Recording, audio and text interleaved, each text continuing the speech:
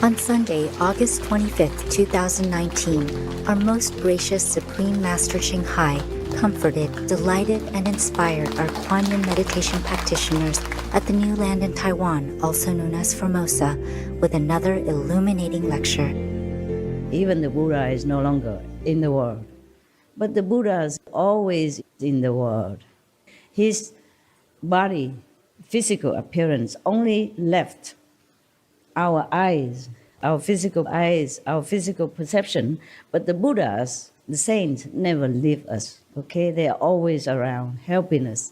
If we are sincere, then they will help us. Not because they discriminate the sincere one and the not sincere one. It's just because if we are sincere, we will purify ourselves with that determination and sincerity. And then we have no border around us, around our magnetic field. So the Buddha can easily bless us and help us to uplift the Buddhas or the saints. Buddhas mean saints of the highest order in these shadow worlds. They sacrifice everything for us. And they help us all the time, just that we don't know it.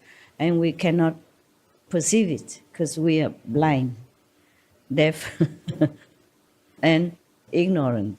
But because we don't see them, mostly we are blindfolded by our karma, ignorance, or whatever ambition we have. So we think the Buddha has gone to Nirvana. He has gone to Nirvana for sure, but he has never left the world at the same time. It's just the terminology saying that the Buddha has gone to Nirvana, or this saint and Jesus has gone to heaven is not true. Because they are saints, they are Buddhas. They always have compassion and mercy for all beings, the suffering in this world and any other worlds in the shadow universe. So they linger, they left some connection. If we pray to them earnestly, sincerely, without any low motive, for noble purpose, they always respond. So in any situation, when you're really desperate, just pray. Pray to the living Buddhas or the past Buddhas.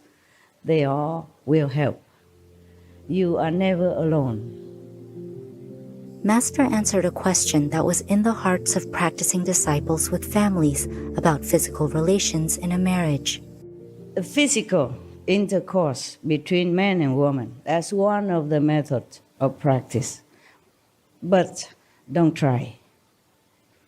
Only those who have family already, then try to limit it.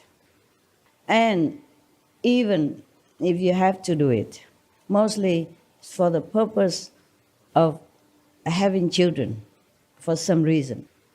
But even then, sex is not for recreation. Sex is not for physical enjoyment. Sex is not even for love. It's for enlightenment. Truly, it is for enlightenment. God has given us this physical mean, but then many people abuse it. Most people abuse it for self-pleasure. This method hardly can be taught and hardly can be learned. I realized that the other day, a few days ago, that this Sunday I have to tell you. Maybe somebody asking this question at home. Because if they have family, they cannot avoid this. So I thought maybe I give you a little bit more help in this direction. So you don't have to leave your family or even your pleasure, but try to make it into some more noble purpose. Try, at least you try. Just like you practice Kuan Yin method, in the beginning, you don't see much, only at the time of initiation. But you're still trying. Trying is also a kind of success, because that means you never leave the path. You're still there. Success or not, heavens will help. You trying, that is the best already. Because in this world, trying is all we can. So even in such a moment, you still remember that your purpose is enlightenment. Our caring master also read a chapter from the book about the venerated Lord Mahavira titled Refuge to the Demon King and emphasized the importance of respecting all beings. The demon king came and took refuge in Lord Mahavira because they know who's who. This is only the 6th year, half the time of his complete practicing.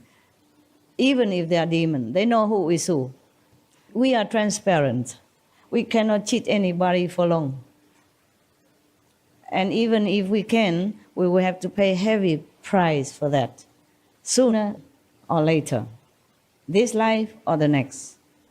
The law of the universe will not spare anybody, no matter who you are.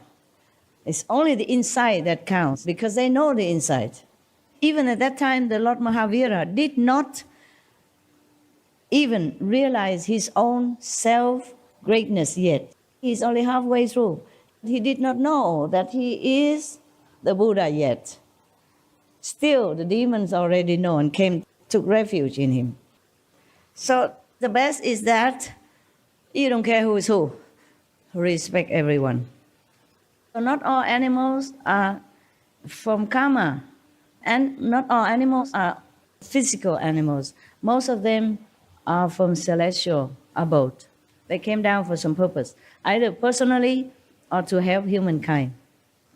Even if they don't want to help humankind, their own celestial energy also brought down some blessing to our world. So that's why we must truly respect our animals and any beings that we see.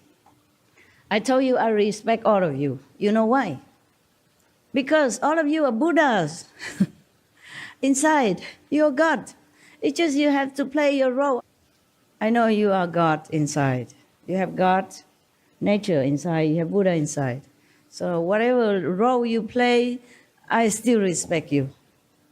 This is just the poison that has been dosed into you to make you forget. But I don't forget. I don't forget who you are, who you really are. I don't mean just you sitting here. Any of the beings on this planet, even trees, rocks, any being at all, we are all playing our part in the evolution history. We will arrive one day. Sooner, later, slow, fast, we will go home. Our humble veneration and eternal gratitude, most beloved Master, for your loving and sage explanations and advice. We pray to the high heavens that Master continues to be in excellent health, full of strength, and forever protected by the benevolent beings of Vyaska. For the full broadcast of this lecture by Supreme Master Ching, please tune in to Between Master and Disciples at a later date.